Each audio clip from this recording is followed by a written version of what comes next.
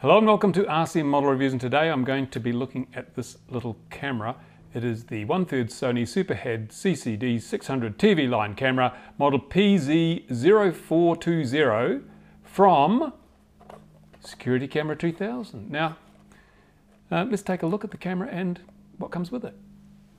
So here is the new the 600 TV line Sony Superhead 2 camera.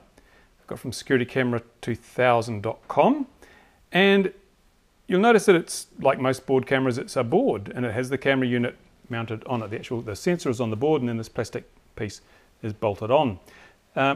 It's pretty similar size to the Hobby King camera. In fact, if you look at them side by side, they're basically identical size boards and the same depth and everything. So if you've used this, you can basically bolt that, almost bolt that straight in. It has bolt holes at the same position, so you could just replace the Hobby King $17 camera with this $52, including shipping, they tell me, camera.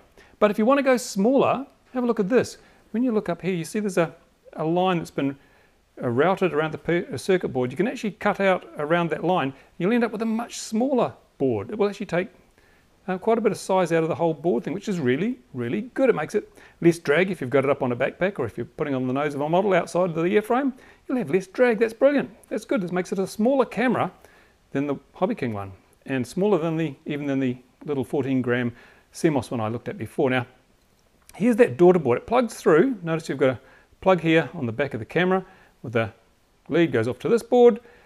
And why would you have a board with all these buttons on it? Well, these control the on-screen display. Each of these is a little button, so you can adjust the parameters inside the camera for all sorts of things, and I'll show you what those are in a moment.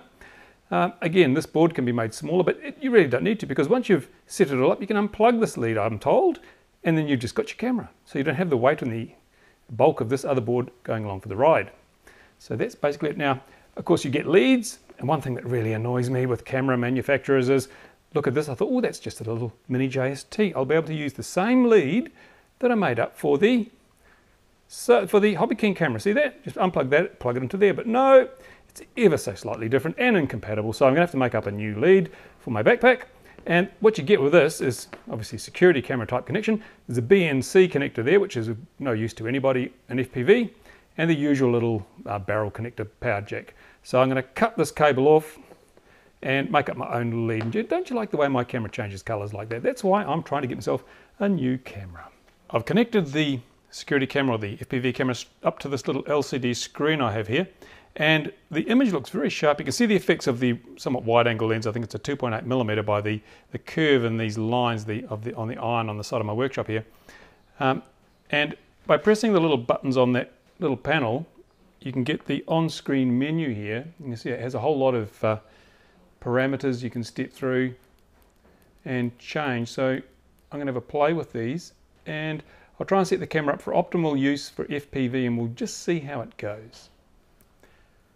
Now, here's the feature that's supposed to make this camera really stand out for FPV use, and it's the wide dynamic range feature. At the moment, I've got the dynamic wide range something or other set to off, and you can see the picture looks pretty good given the limitations of this little LCD display. But if I turn on the wide dynamic range, look at that, it brings up the background. Notice how the background became much lighter, and so what it's done is it's sort of enabled the camera to work with a much wider range of bright and dark areas on the image, and it's supposed to be really good because you can look at your bright sky without losing detail on the ground, because it won't go all dark on you. Keep the ground light. We're going to fly it today and see if that's actually what happens. So now I've got to put it on the FPV backpack and get in the air. Better start charging some batteries. Well, I'm out here now. I've got the camera installed on the backpack, as you can see, and everything's wired up. I've got the balance lead connector. I just have to power up the backpack here and we'll be away. The wind's picked up a little bit windier than I'd like, but we'll go and we'll do a bit of a fly and we'll see how this little $52, including shipping, camera works for FPV.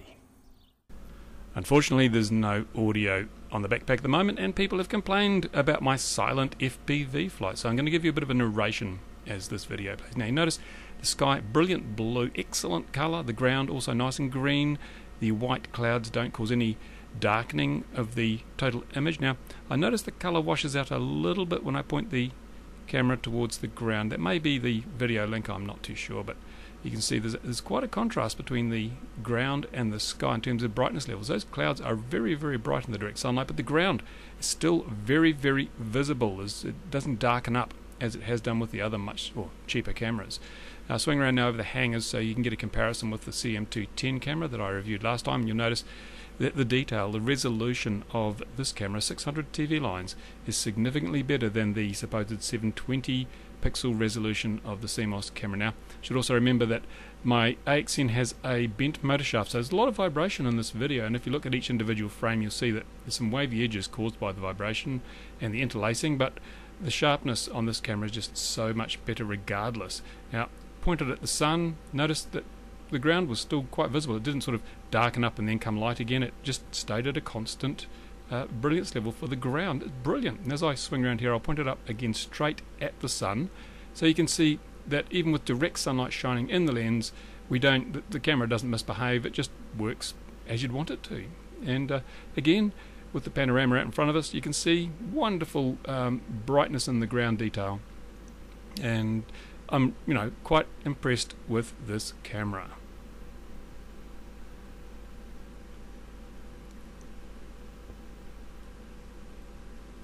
Again, swing a left now after we've been over the go-kart track. We're probably 300 meters from the launch point here, maybe 250.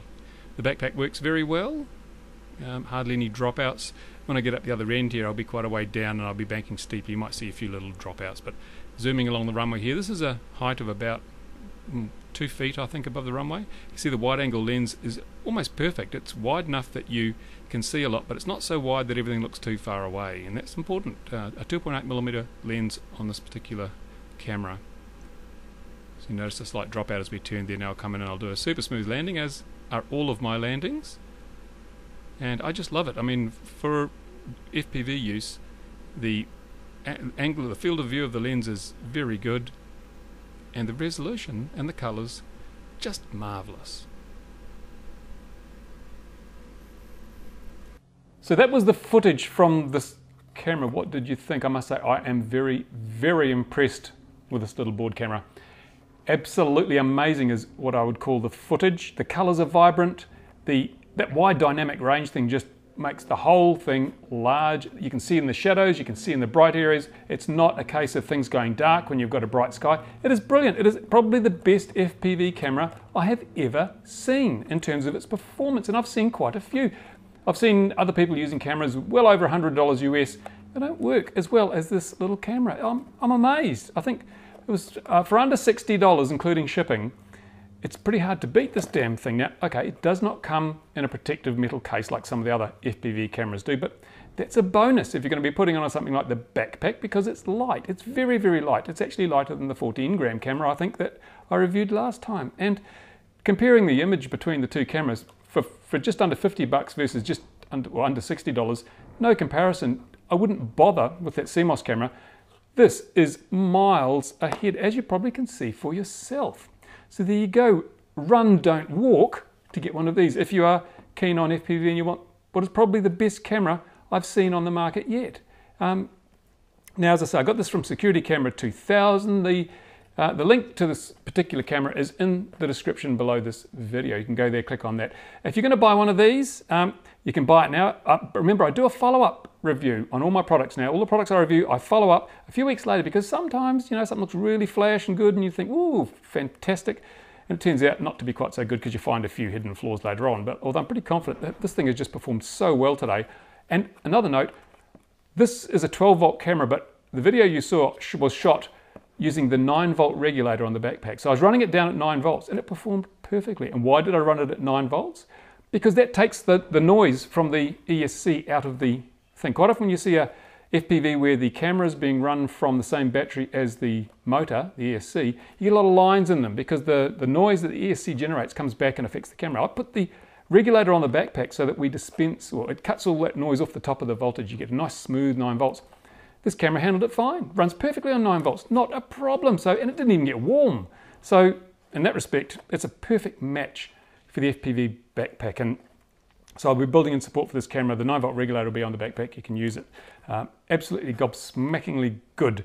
And as I say, the service from the company that sold it, that was pretty damn good too. About a week from the time I placed the order to list turned up in my mailbox, and I can't grizzle. So there you go. Head and shoulders above the other cameras I've tested to date, not expensive, and fantastic performance. So if you're going to build the backpack, if you're going to do FPV, get one of these. I really do. I really recommend this. This is a great product.